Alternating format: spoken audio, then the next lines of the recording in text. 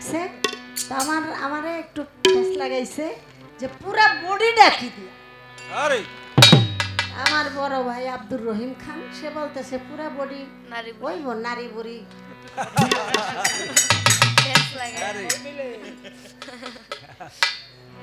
কথা কিন্তু একবারে খারাপ বাবা।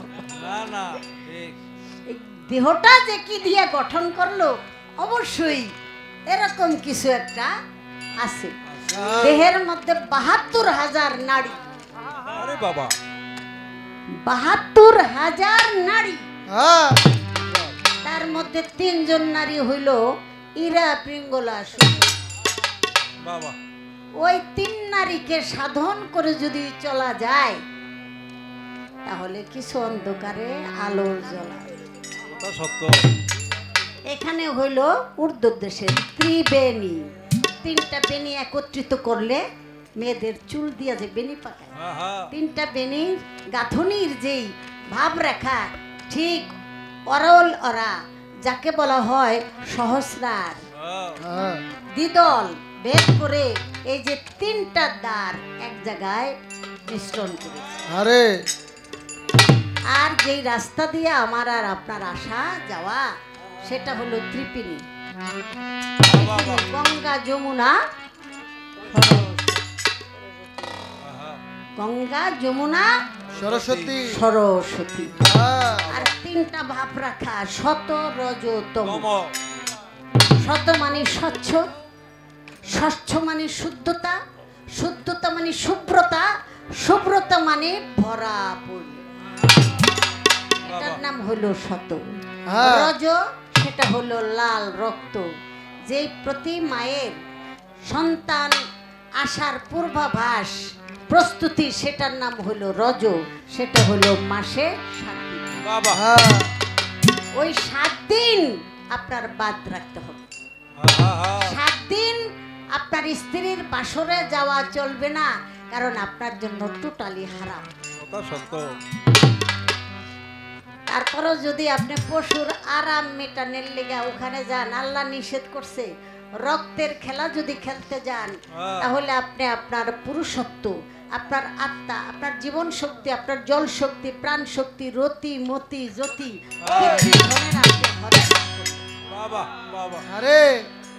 আপনি যখন বীজ নষ্ট করে ফেললেন তখনই আপনার হায়াত কাটা যাবে। ওই সময় ক্ষতিকারক কাম শক্তিও নিস্তেজ হয়ে যায়। পরে ডাক্তার বাপের কাছে দৌড়াদৌড়ি করে, পাড়ার ঘরে পাড়া তোরে আইয়া আকাম করতে কইছি কেন, সহ্য করতে পারস না? তাহলে পুরুষ কুলে হইছস রে বাবা। পুরুষের কুল মানরা আল্লাহ তো তোর ঘরেই রাখছে, একটুখানি ধৈর্য ধরে থাক, একটা দিন যাক। মেয়ে মানুষ অসহায়, বিয়ে হইছে, বেশি কথা কইলে ধরে গাতুর গুপুর কিলাইব নাকি? স্বামীর না করলে তো সবচেয়ে বড় বেয়াদবি। পুরুষ মানুষ কিন্তু না শব্দ শুনতে পারে না, এটা জানেন নি? আমি জানি না। আর কেন? এই 2টা শব্দ হলো পুরুষের অপ্রিয়। এটা কোনো স্ত্রী না শব্দ করতে পারবে না। কেন বলতে পারবে না? স্বামী কইছে কইছে, এটা মেনে নিতে হবে। এখন আপনি জোর জবরদস্তি করে অসময় যদি তাকে আপনি জুলুম করেন, এটা জুলুমের মতোই তো।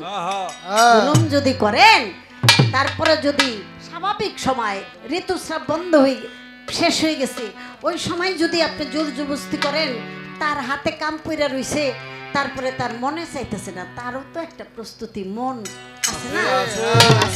দুইজনের প্রেম, একটু আনন্দ, আলিঙ্গন, এটা তো থাকতে হবে। দুইজনের মনের মধ্যে প্রেম থাকলে প্রেমের মাধ্যমে যা আসবে সেই সন্তানটা সে প্রেমিক হবে, আপনার প্রতি ভালোবাসা আদব মহব্বত থাকবে। কিন্তু আপনি জোরাজুরি কইরা যা খুশি তাই কইরা বাস মানে গোসল করতে চললো গোসল করতে, এর মধ্যে যদি একটা সন্তান গর্ভে চলে আসে, কোন তো সন্তানটার চরিত্রটা কি ভালোটা হইতে পারে? কারণ আপনার চরিত্রই তো ওই সন্তানটা। আপনি করেছেন নির্যাতন, আপনি করেছেন জোর জবরদস্তি, এক প্রকারের ধর্ষণই বলা যায়, এক প্রকারের সন্ত্রাসী কার্যক্রম বলা যায়। আপনার মধ্যে যখন এই উগ্র উশৃঙ্খল স্বভাবে আপনার সন্তানটা যখন চলে আসছে, তার মধ্যে সেই উশৃঙ্খল স্বভাব বাইরে আপনার কথা শুনে না, এটা করে ওইটা করে, ওর দিকে তাকায় ওর দিকে তাকায়। আপনি চার দোকানে বসে ওই পোলার বদনাম করেন, লজ্জা করে না? আপনি জন্ম দেওয়ার সময় আপনার চরিত্রটা কেমন আছে?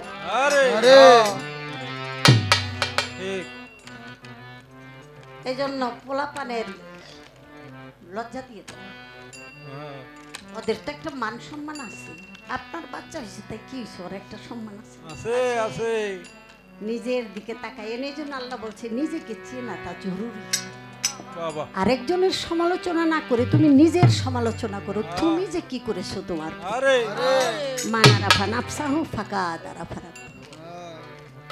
তো সেজন্য আমি আমার মা বোনদেরকে বলবো, গুরু যদি ধরা থাকে আপনার স্বামী, আপনি সেখানে বাধা বিঘ্ন না ঘটায় আপনিও যায়েন, গুরু ধইরেন, তাহলে কিছু মর্মটা বুঝতে পারবেন। স্বামী স্ত্রী দুইজনে মিলে ধৈর্যবান হইবেন। আপনাদের মাঝে যে সুসন্তান আসবে সেটা মুর্শিদের কৃপায় শতরজতম, এই সময়টা বুঝায়া দিলে আপনি তখন সফলকামী। শতরজতম, তম মানে অমাবস্যা, অন্ধকার। অন্ধকারে অমাবস্যায় যেই সন্তানগুলি জন্ম নেয় এগুলির হায়াতও কম থাকে, আবার ওরা চোর ডাকাইতো বেশি বেশি। এগুলি কিন্তু বাস্তবতা, অন্য জায়গায় খুঁজলে পাওয়া যাবে না, এই দেহ রাজ্যের মধ্যে খুঁজলে পাওয়া যাবে। আমি ছোট্ট করে একটা গান করি।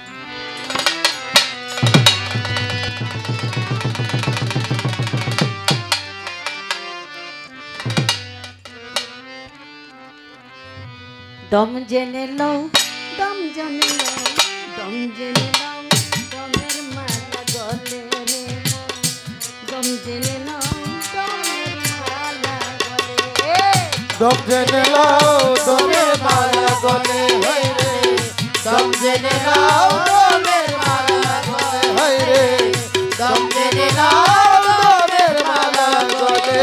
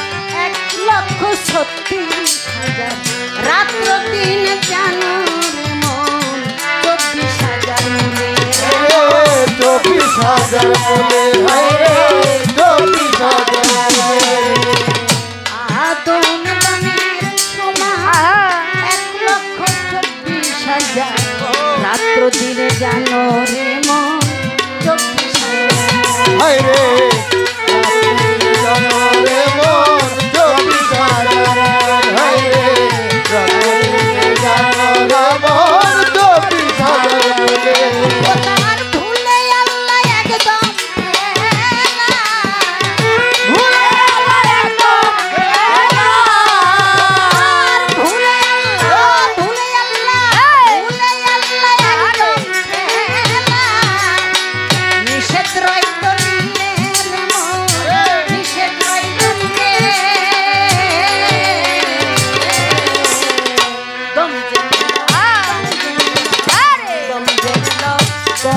মালা গলে দম জেনে নাও দমের মালা হায়রে দম জেনে নাও দমের মালা গলে হায়রে দম জেনে নাও দমের মালা গলে হায়রে দম জেনে নাও দমের মালা গলে আদমে সাইজির খেলা জপরে দমের মালা ছেড়ে দাও তসবি মালা মন মালাই ধনে ছেড়ে দাও তসবির মালা মন মালা গলে হায়রে ছেড়ে দাও তসবির মালা মন মালা গলে রাস্তা দিয়ে হাঁট তসবি যোগ মাছ বাজারে গেছি মাছ কত তসবি যোগ। কি যোগ? মাছের দাম কষাকষি করতেছি আমি তসবি জপতাছি এটা কি এটা কি এরা বাদো এটা হুদা মাইসের দেখাই আমি জব্বর একটা এবাদো তালা অন্তর অন্তর আল্লাহ বলেছে আমার বান্দা লৌকিকতা আনুষ্ঠানিকতা সামাজিকতা ডাকাডাকি এবাদত বন্দেগী লোককে দেখাবার জন্য বেশিরভাগ মুনাফিকেরাই আমি অন্তর্যামী তোমার অন্তর কতটুকু আমাকে চায় আমাকে ডাকে আমার অপেক্ষায় থাকে ওটা আমি খুব ভালো জানি এই জন্য আল্লাহ বলেছেন ফরজ এবং সুন্নত এই দুটি আবাদতের যে উত্তম আবাদত হইল নফল আবাদত যেটার কোনো অক্তিয়া ধরা বাঁধা নাই যেটার অজু গোসল জরুরি নাই তোমার অন্তরে সব সময় 21,600 বার দমে দমে তুমি আল্লাহর জিকিরে আরে আল্লাহ বলেছেন এটাই এই যে বসে আছেন আপনারা কাল যার খোলা চলছে জিকির এক মুহূর্তের জন্য বন্ধ নাই। যদি যোগাযোগ বিচ্ছিন্ন হয়ে যায় আমি তো বিপদে পড়ে যাব যোগাযোগ রাখাই লাগবে স্মরণ যোগাযোগ স্মরণ যোগাযোগ যেন আমার ভুল না হয় এই কথাটাই এই গানের মধ্যে সাধক বলে গেছে। আমি যদি স্মরণে রাখি অনেকে বলে না যখন নামাজে যান বাইরে কাতারটা সোজা বলে না সাইপা বহেন গো সাইপা খারাপ যদি ফাঁক রাখেন তাহলে ফাঁক দেয় শয়তান না আইনাল কাকাই কইতো কি আচ্ছা আলে বল দেখি যদি ফাঁক থাকলে শয়তান ডুহে তাহলে সাধারণত মুসলমানই হয়ে গেল আডাল কাকার কথাটা এরকমই ছিল মসজিদে যদি শয়তান ঢুকে তাহলে তো নামাজের জন্যই ঢুকবে ও তো মুসলমানই হয়ে গেল ভালো আসলে সবকিছুর আধ্যাত্মিক এবং বাহ্যিক আছে এটা হলো ওই ফাঁক এই যে ডাক এই ডাকটার মধ্যে যেন ফাঁক অনবরত অবিরাম বিরতিহীন ভাবে ডাকতে হবে এক বিন্দু এক মুহূর্তের জন্য যেন গ্যাপ না পড়ে ফাঁক না পড়ে যদি ফাঁক পড়ে যায় ওই ফাঁকের মধ্যে এই দেহের ভিতরে ইবলিশ তাই এইভাবেই আমাদের স্মরণ যোগাযোগ রাখতে হবে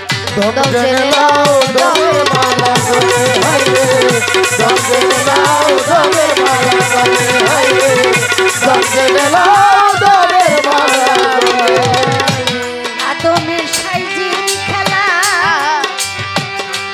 জপরে মন দমের মালা ছেড়ে দাও তসবি মালা মন মালাই বনে হায়রে ছেড়ে দাও তসবির মালা মন মালা গলে হায়রে ছেড়ে দাও তসবির মালা মন মালা গলে মন মালা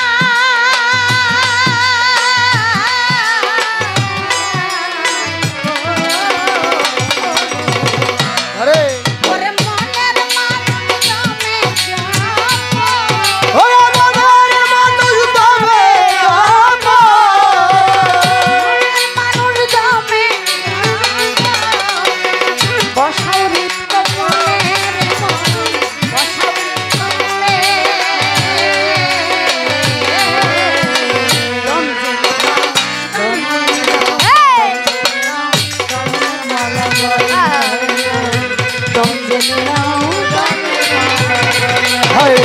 দম জেনে নাও দমের মালা গলে হাই রে দম জেনে নাও দমের মালা গলে হাই রে দম জেনে নাও দমের মালা গলে যে জপে দমের মালা চিনে শেষে কাবাতুল্লাহ বাইতুল্লাহর ঘর আল্লাহ তাআলা দিবে তাহার বলে হাই রে বাইতুল্লাহ আল্লাহ তাআলা দিবে তাহার হাই রে বাইতুল্লাহ আল্লাহ তাআলা দিবে তাহার তাই জানিবে তাই জানিবে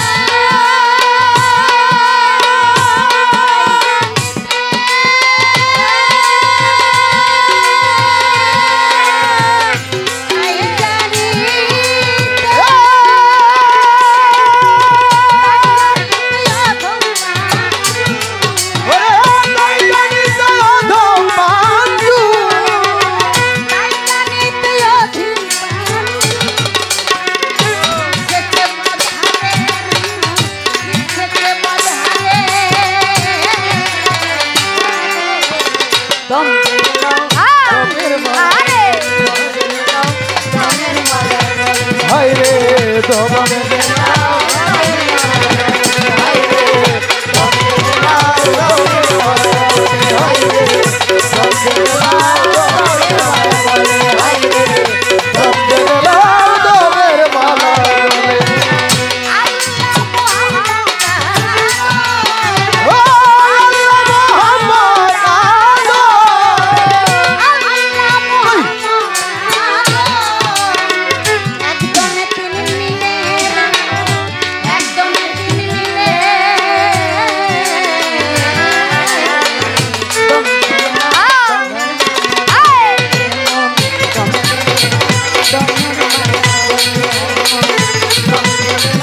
দমের মালা গলে হাই রে দম জেনে নাও দমের মালা গলে হাই রে দম জেনে নাও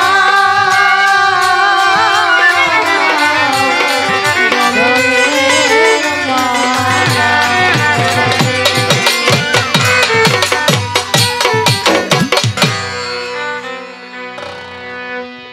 আসলে যারা সুরের মানুষ ভালো সুরের গান শুনলে তারা আর আইলসামি করতে পারে না।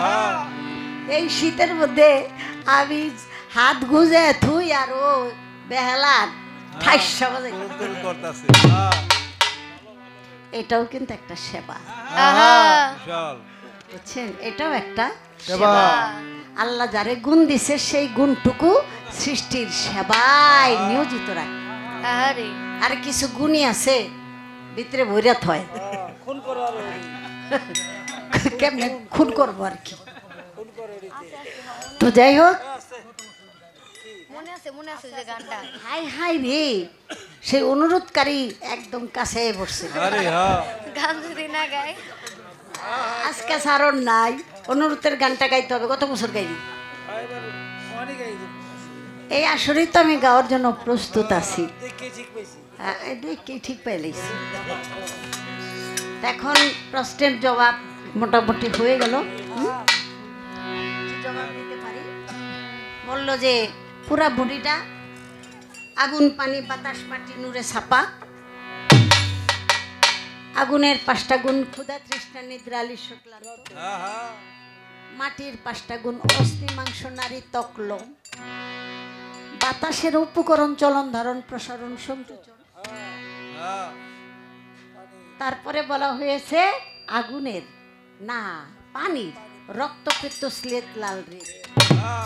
তারপরে নূরের কুঠি কণ্ঠ উদয় হৃদয় মগজ, মূলে 5 জাত আগুন পানি বাতাস মাটি নূরে ছাপা, 5-এর ভিতর থেকে 25টি গুণাবলী।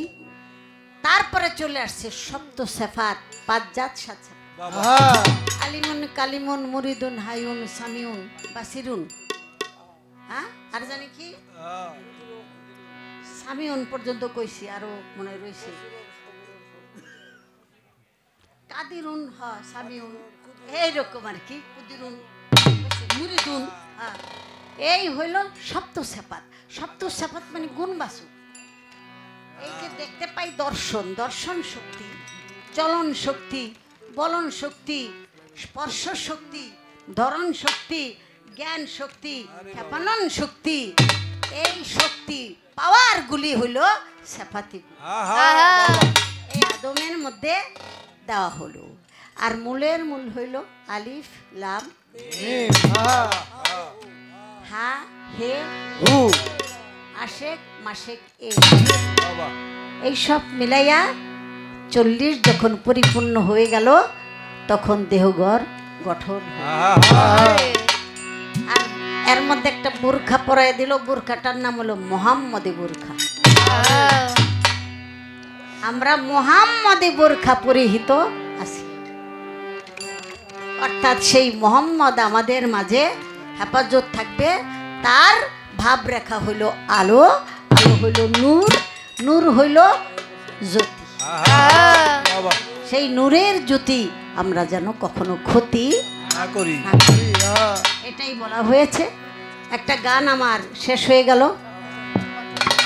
আরেকটা গান আমি গাবো। এই তো কি আমি এদিকে কথা কই, তোমরা কথা কও। আল্লাহ কি লইয়া ঘুরি, ওরা বুঝে না আমরা কত কষ্ট করে কথা জমাইয়া স্টেজে কই, আর ওরা যদি এই গুড়ি পিঁপড়ার মতো নিষেধা কামড়ায়, বুঝে ওরা দুঃখটাই বুঝে না। এক সময় দেখছি আমগো ইসলাম সরকার গান গাইছে, এক দোহারি কার লগে জানি একটু কথা কইতে গেছে, এমন একটা লাত্তি মারছে, চিৎ করে ভালাই দিছে একবার। সারা রাইতে ডরের জ্বালায় উড়ে উড়ে স্টেজে, বলে যে লাত্তি মারছে আবার নি মারে। আইসা মাপ চাইছে, তারপরে হলে লগে আছে। তখনকার ওস্তাদের অবস্থা ছিল। এখন ওরা তো বাবা আমরা ওগো ডরাই, কারণ ওগো ওস্তাদের কোনো অভাব নাই। হ্যাঁ, মাঝি ছাড়া নৌকা তো গাড়ে গাড়েই বাইসা বাইসা যাইতা। সত্য।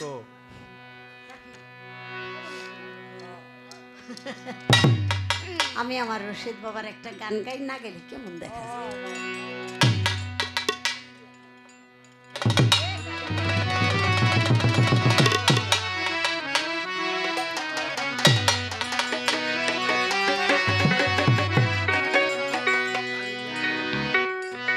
কালির লেখায় আলেম হয় না,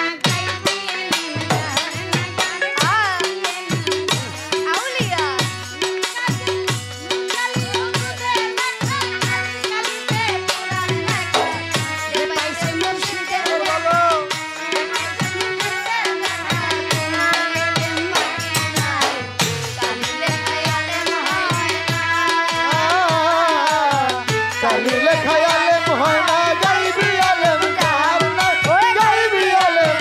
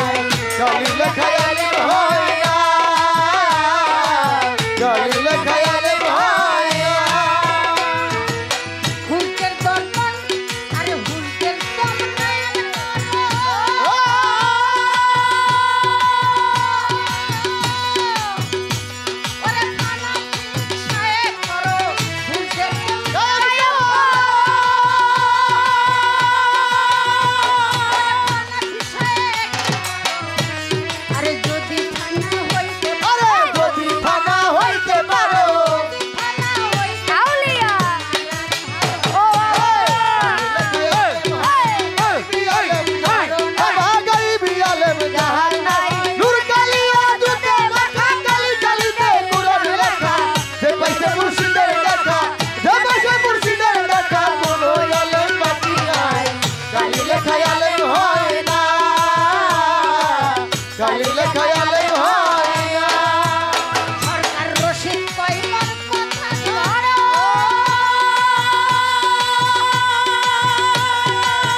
ও বাবা মরণেরই আগে মরণ রশিদ কইবার কথা ধরো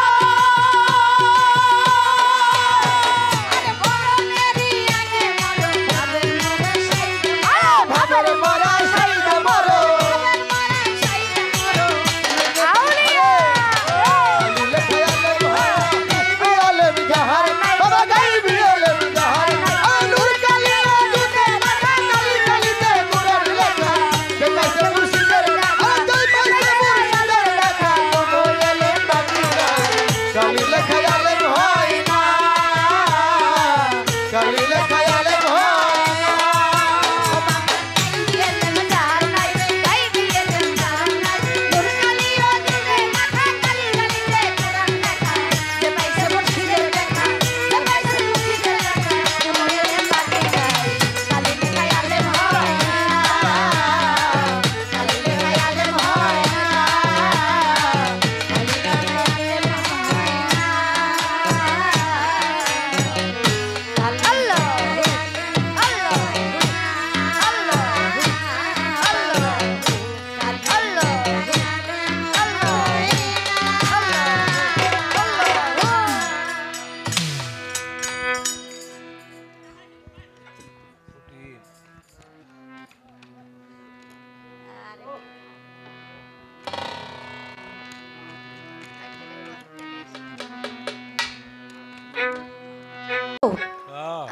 কেউ রে আর মানে দেখা দুইকা না ঠেল্লায় পড়ছে মার মা থাকলে আর সন্তানের কোনো ভয় আছে মোবাইল নেবেন না না না মোবাইল বাইনে ঠিক আছে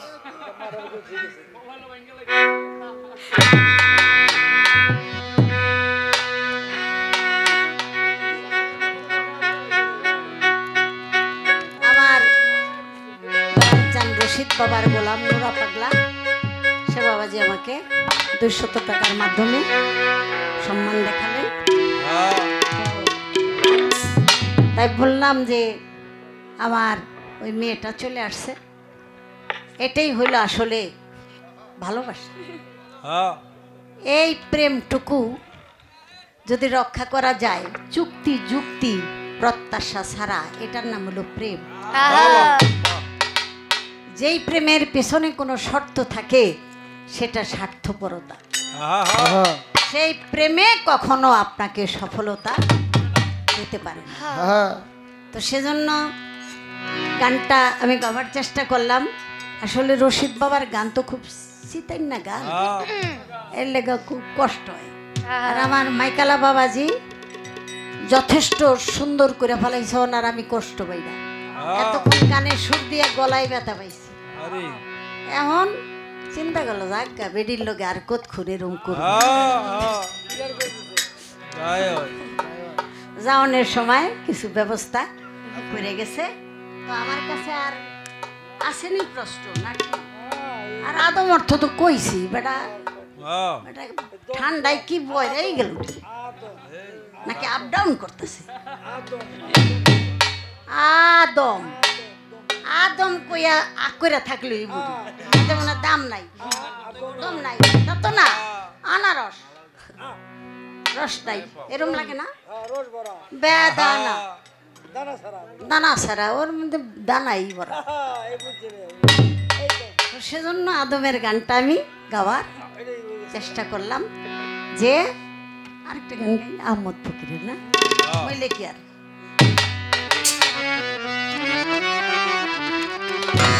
অনেক মুরব্বী বাউলও মানিকের মতো তো ওজনদারি ছাক্কা গান গায় না হ্যাঁ এজন্য ওই গানের ঠেলায় আমারও দু একটা জানাই গান লাগে নাইলে দুই একজনের তো একটুই লোক কইব ঠিক মানিকের পাশে গান লিখেই তাল্লো না সেজন্য একটা গান করে দিই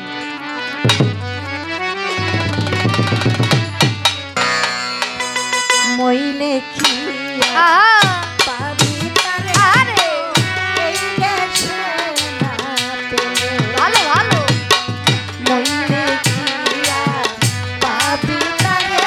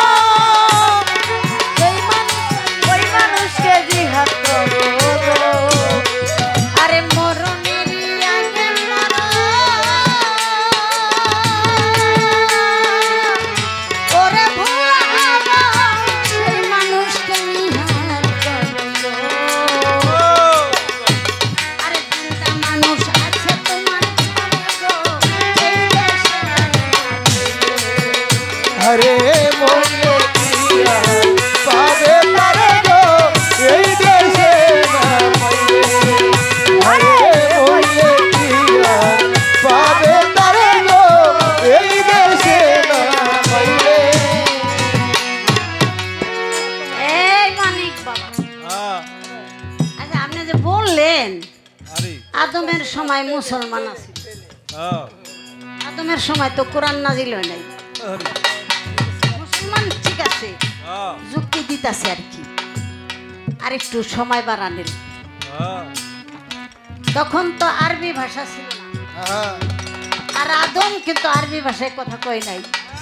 ঠিক আমি জানতে চাই হ্যাঁ তখন আদম নামাজ পড়ছে কোন সূরা দিয়া, কারণ আরবি তো হয় না। বাবা মানুষ কমছে তো এর লেগে কিছু গুমর কথা কই। হ্যাঁ ঠিক বলে দিবেন তখন কেবলা ছিল কোন দিকে, আর যদি আপনি পূর্বপুরুষ হ্যাঁ হযরত ইব্রাহিম খলিল মুসলমানের জাতির পিতা সেই কথাই যদি বলেন, তাহলে মুসলমানের কাবা, পবিত্র কাবা ঘর, সেখানে 360টা মূর্তির দরকার, আরে বাবা রে বাবা ঠিক 364টা মূর্তি। বাবা কি বাবা, হ্যাঁ তখন যদি মুসলমানের আবাদ হয় তাহলে ওই ঘরের মধ্যে মূর্তির খেলাই তো চলছে। হ্যাঁ দেখে আমার বাবা পেশটা কেমনে কাটে, ওখানে শুধু পুরুষের মূর্তি না, নারীর মূর্তিও আছে। হ্যাঁ এটি বানাইলো তখন গেডি ধরে বাইর করে দিতাম না, যে কি বানাস তোরা? আরে আমার ঘরে বানাস কি তোরা? তখন কেন এগুলি বানানের এবং রাখার আল্লাহ সুযোগ দিয়েছেন। এটার কারণটা কি আমরা সকলে মিলে শুনলে খুবই ভালো লাগবে। এই প্রশ্নটা আমি এই জন্য জিজ্ঞাসা করলাম, কারণ এর ভিতরে একটু চর্চা আছে। আরে আমি মরলে কি আর পাবে তারে গো এই দেশে না আমি মরলে কি আর পাবে তারে গো এই দেশে না জিন্দা মানুষ বরাবর হোসেন সুরত বাহার খুঁজো তারিয়ান ফাঁসে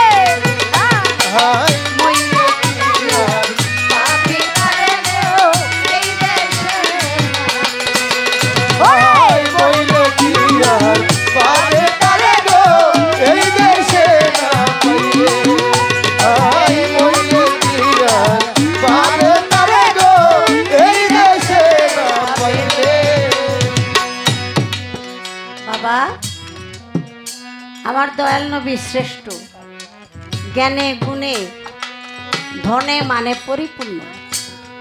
দয়াল নবীর শিশু না, দয়াল নবীর পাকাপোক্ত। দয়াল নবী বাবার কবরে শুয়ে যে কান্দে, বাবা তুমি আসো আমার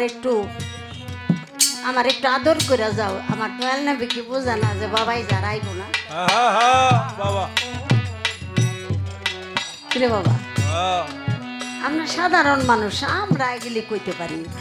দয়াল নবী যে শ্রেষ্ঠ, আরে বাবা হ্যাঁ একমাত্র মুরব্বী আল্লাহ, দুনিয়ায় এই ছাড়ার কোনো মুরব্বীর দরকার নাই। এটাই একটা প্রেমের খেলা। এটারে আবেগ দিয়া অলংকার দিয়া বাড়াইতে বাড়াইতে এমন পর্যায়ে লইয়া যায়, রসুল রে একটা সাধারণের চেয়ে আরো সাধারণ একটা শিশু বানাইয়া বাবার কবরে নিয়া হোতায় দেয়। বাবা তুমি আইও আমার একটু বুকে লও। দয়াল নবী যেমন জানে না যে মরে গেছে গায়ে আর আইব না বুকে লইব। রসুলের অনেক কেরামতি আছে। আমার দয়াল নবীর শাহাদাত আঙ্গুলে চাঁদ 2 টুকরা হয়ে আবার জোড়া লেগে গেছে। আকাশে এখন পর্যন্ত চাঁদ দাগ আছে। আরে চাঁদ 2 খণ্ড করার পরও আবু জাহেলের গোষ্ঠী গিয়াতি তারা কইছে মোহাম্মদ কইছিলাম চাঁদ 2 খণ্ড করতে পারলে তোরে সত্য নবী বইলা স্বীকার করো। আসলে বেড়া চিন্তা করে দেখলাম তুই আসলে সত্য নবী না, তুই একটা জাদুগির, তুই সাংঘাতিক শ্রেষ্ঠ জাদুগির। এই কথা বলে তারা পশ্চাৎ বরণ করে। আল্লাহ বলে আমার দোস্ত আপনি হইয়েন না ব্যস্ত, আমি জানি সমস্ত। চন্দ্রখণ্ড আবার লাগানো এটা দেখার পরে যারা নাকি আপনাকে অস্বীকার করে, প্রকৃত আসার পরে যারা প্রকৃতকে বিকৃতি করে তারাই মূলত কাঁদবে। আরে তো যারা নাকি আমার রসুলের সম্মান গুণগান, নামাজ হবে না আমার রসুলের আদর্শ ছাড়া। রসুলের কাছে কোরআন নাজিল হয়েছে, কোরআনের সূরা ছাড়া নামাজ হবে না। ক্যাবলা হয়েছে আমার রসুলকে কেন্দ্র করে, রসুলের উদ্দেশ্যে, রসুলকে খুশি করার জন্য। সেই কাবাতে শরীফাতে আল্লাহু আকবার এটা রসুলের জন্য। আল্লাহু আকবার আজানের ধ্বনি এটা রাসূলের উদ্দেশ্য হয়েছে। এখানে আমার রসুলের নাম 2 বার উচ্চারণ। নামাজ, রোজা, হজ, যাকাত সবকিছু আমার রসুলের জন্য, আমার নবীর জন্য। এত কিছুর পরেও যারা নাকি আমার রসুলকে ছোট করে কথা বলে, আল্লাহ বলে থামতে হবে, তারপরে নবীর নাম নিতে হবে, তা না হলে সমান করা হবে আল্লাহ রসুলকে। আর আল্লাহ পবিত্র কোরআনে বলেছে আমি আর আমার মোহাম্মদ এই দুইয়ের মাঝে কেউ যদি পার্থক্য ভাবে, কেউ যদি ব্যবধান করে, ছোট বড় যে করে সেই কাফের। এর যে অকাট্য প্রমাণ তো আর পৃথিবীতে হইতে পারে না। তাহলে তারা কি? তারা হলো ব্যক্তিগত আক্রোশ। তাদের কাছে কোনো ধর্মকর্মের মূল্যায়ন না। তারা হলো নিজেরা জিতবে কেন? তারা হলো ওহাবি পন্থী। যারা নাকি আমার রসুলের বিরোধাচরণ চিরদিনই করে যাইতেছে। তারা হাদিস কোরআন বড় বড় কিতাব, বড় বড় টাইটেল তারা লইছে শুধু রসুলের যত উম্মত আছে তাদের ঈমানকে নষ্ট করে। বাবারে ঈমান বড় কঠিন বিষয়। এটা হলো ধৈর্য। অনেক ধৈর্য ধারণের মাধ্যমে ঈমানকে রক্ষা করতে। এজন্য আল্লাহ রাসূল বলেছেন আমার সাথে কাফের মুনাফিক ছিল, আমি তাদেরকে নিয়ে চলছি। তোমাদের ঘরেও প্রত্যেকটা ঘরে একটা করে কাফের, একটা করে মুনাফিক, একটা আবু জাহেল লাহাব চলছি। অতএব চিনা রাখো, বাড়াবাড়ি করা দরকার নাই। কারণ ওই গোষ্ঠী না থাকলে তোমার কোষ্ঠী পাথর থাকবে না, তোমার ঈমানও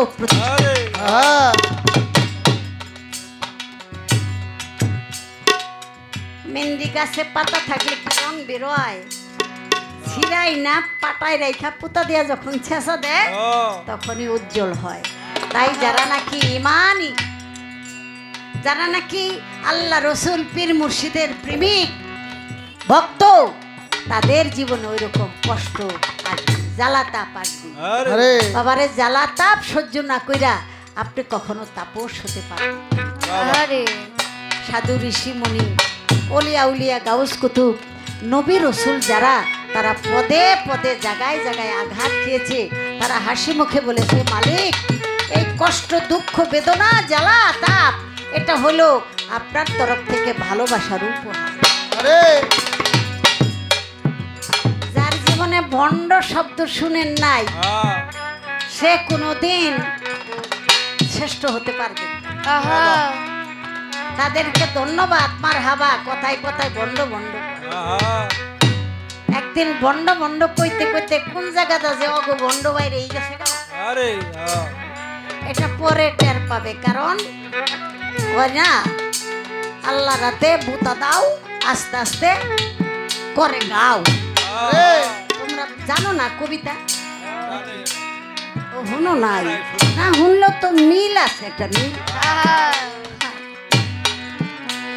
আচ্ছা আমি একটা প্রশ্ন করি এটা হলো হাদিসে এই আমি তো জীবনেই কথাটা কেউ জিগাই নাই আজকে মনে হয়েছে হঠাৎ করে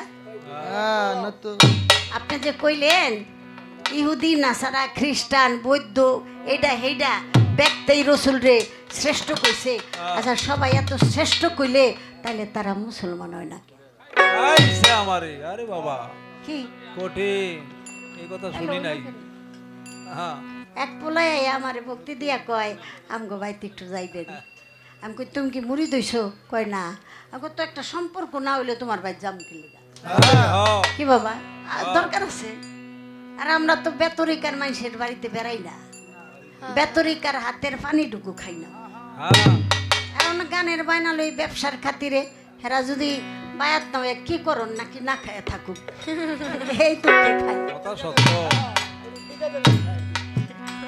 গেলাম একটু সম্পর্ক করা আমি তোমার মা হয়ে গেলে গা তখন মায়ের পুতের বাড়ি যাইতে আর কোনো বাধা থাকে এই হইল হিসাব নিকাশ আমার কথাটা রয়ে গেল আমার বাবাই কথাটা বলে দিবে আর আমার দয়াল নবী একটানা 3 বছর পর্যন্ত কারারুদ্ধ ছিল আরে বাবা রে বাবা দেখো কোন জগতের কথা কইতাছি 3 বছর পর্যন্ত একটানা কারারুদ্ধ ছিল কারারুদ্ধ থাকাকালীন একদল সৈনিক সেই সৈনিক আমরা ইচ্ছা করলেই দেখতে পাই আমাদের বাংলাদেশে আছে অনেক সৈনিক ওই সৈনিকের দ্বারা আমার দয়াল নবী তারা থেকে মুক্ত আরে বাবা রে বাবা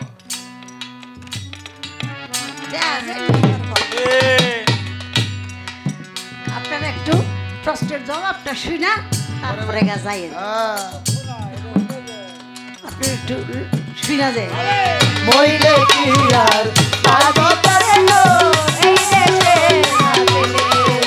আরে মইলে কি আর পাগতার লো এই দেশে ফকিরাম হদের মোলাজাত এই জাত হয় সেই বাগদাদ আদম ঘর দেখো লক্ষ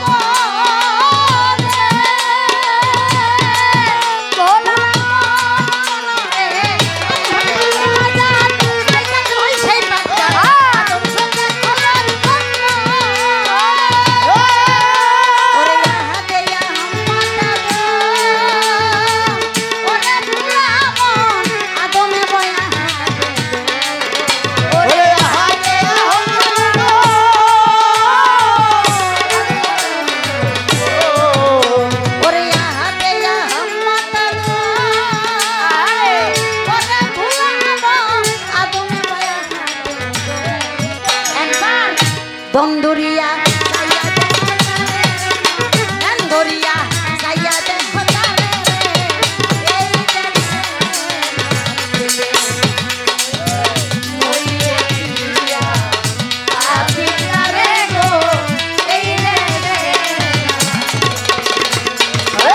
মইলে দিয়া আপিরারে গো এই দেশে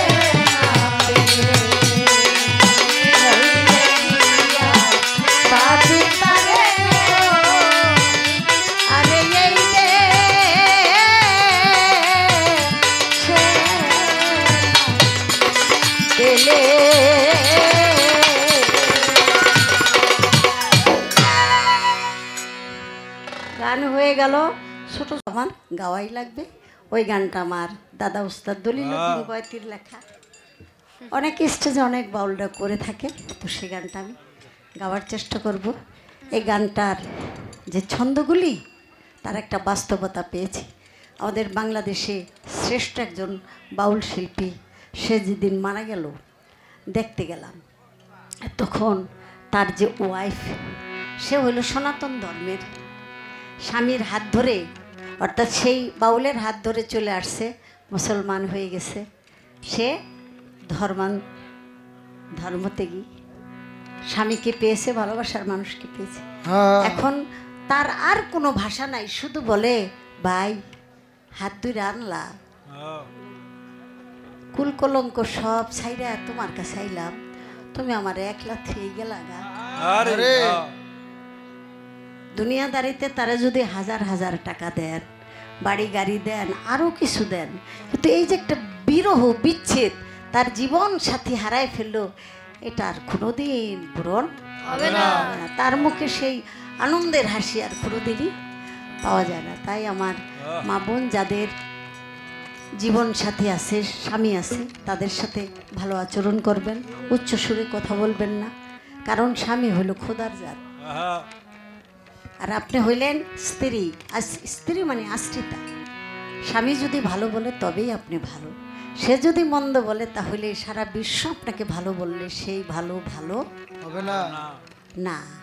এজন্য বলি যখন বিছানায় যান ভক্তি দিয়া যাবেন, কারণ এই ঘুমই তো আপনার মৃত্যুর কোলে নিয়ে যেতে পারে। ক্ষমা চাবেন, আবার যদি মালিক উঠায় আবার ভক্তি দিয়ে আপনার সংসারের কাজ শুরু করবেন, প্রত্যেকটা কাজেই মালিক আপনাকে দয়া করবে। এটাই হলো বাস্তবতা, এটাই হলো হিসাব নিকাশ। আসলে আমি যেই দয়া রহমত আমি নিজে পেয়েছি সেইটাই আমি কই। আগে আমি খাই, সেটা স্বাদ অনুভব করে তারপরে আমি আরেকজনকে খাওয়াই। যেটা সম্ভব না সেটা আমি কখনো বলি না, যেটা সম্ভব সেটাই বলি।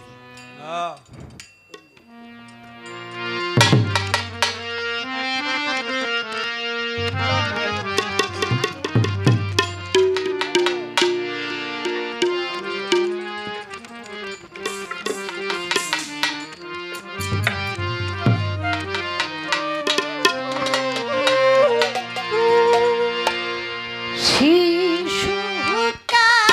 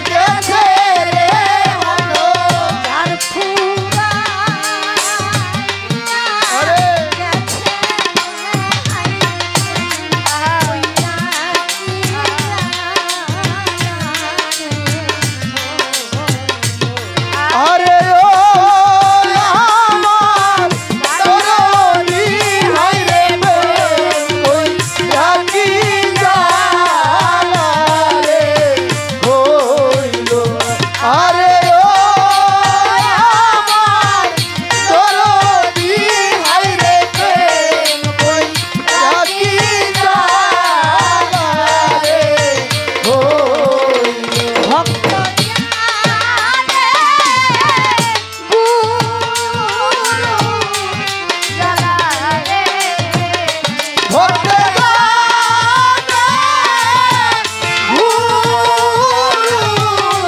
জ্বালা রে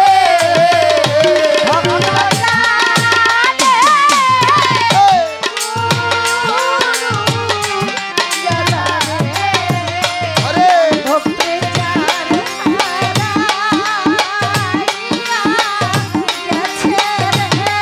ওরে যারা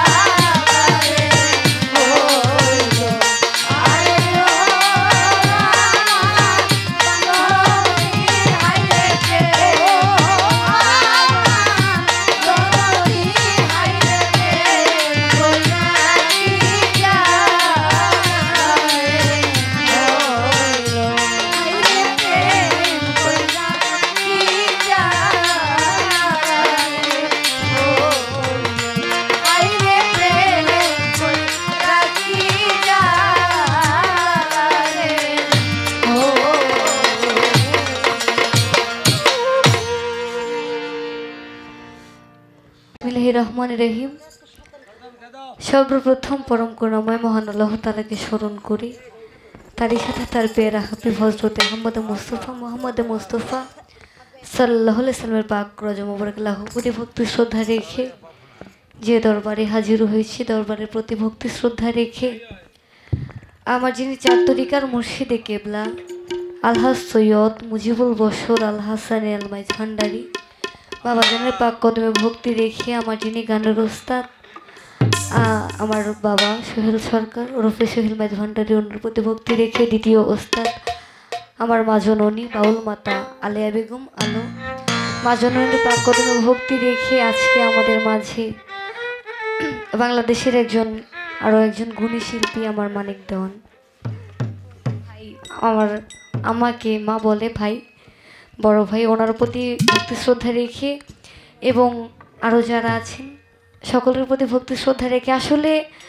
এমনিতেই সিঙ্গার এলাকা, গুণীদের এলাকা, ঘরে ঘরে শিল্পী, তারপরে আবার আসছি আমার মায়ের সাথে আরও একজন গুণী শিল্পীর সাথে। তো আমি বাবা ছোট মানুষ, কি গান করব, ভয়েই বাঁচি না। যাই হোক, দাঁড়িয়েছি ছোট করে একটি রশিদ সরকারের গান করার চেষ্টা করি।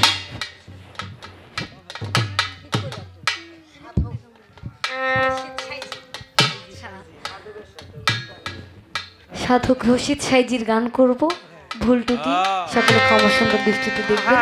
সকলের প্রতি সালাম, আসসালামু আলাইকুম।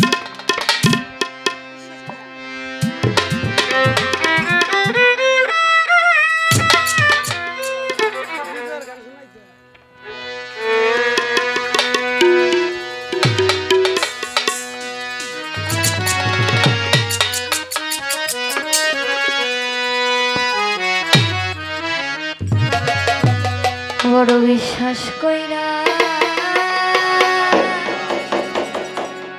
জাগা দিলাম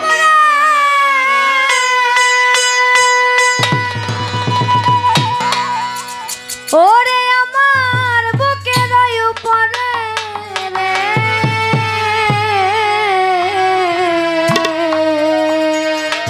আরে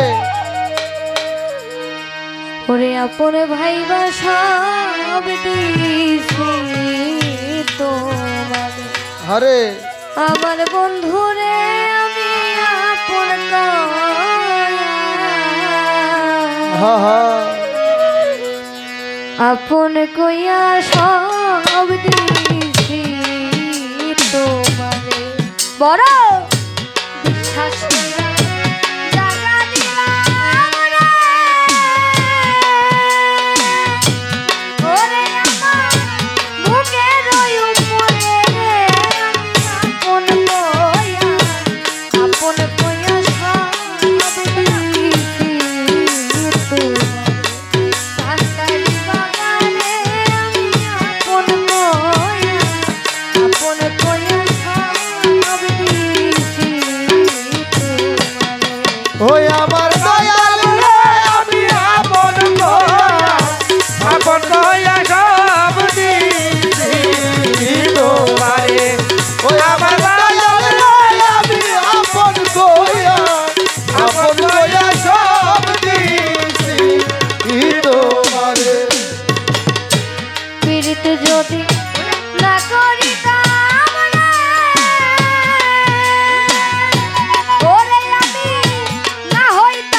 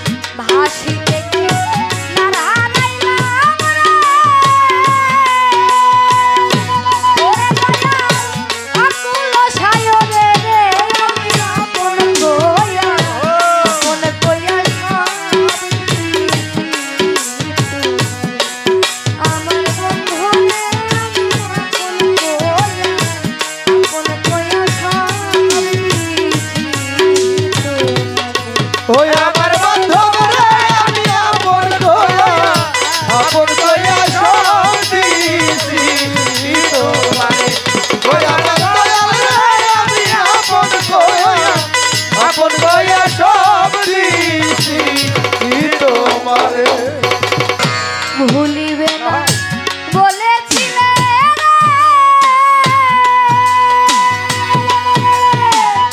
ও দরদি তোমার চন্দ্র মুখে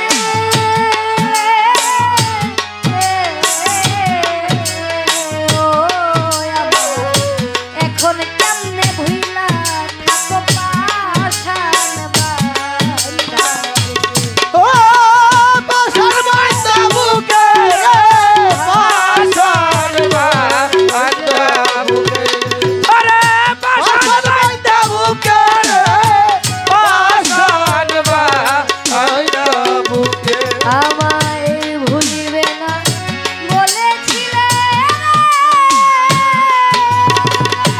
ও দরজা তোমার চন্দ্র মুখে ও আমার এখন কেমনে ভুইলা বুকে ওরে আমি দেখুক লাগে ও ভান্ডারি সারা জন্ম কইরা রে আমি আপন কইয়া সব দিছি আমার বন্ধু রে আমি আপন কইয়া সব দিছি ওই আমার বন্ধু রে আমি আপন কইয়া সব দিছি তোমারে ওই আমার বন্ধু রে আমি আপন কইয়া সব দিছি তোমারে তোমার চিন্তা ভাবনা সোনার দেহ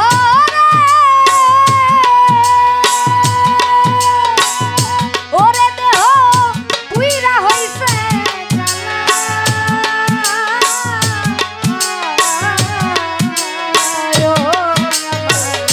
যৌবন শুকাইয়া হইছে সোনার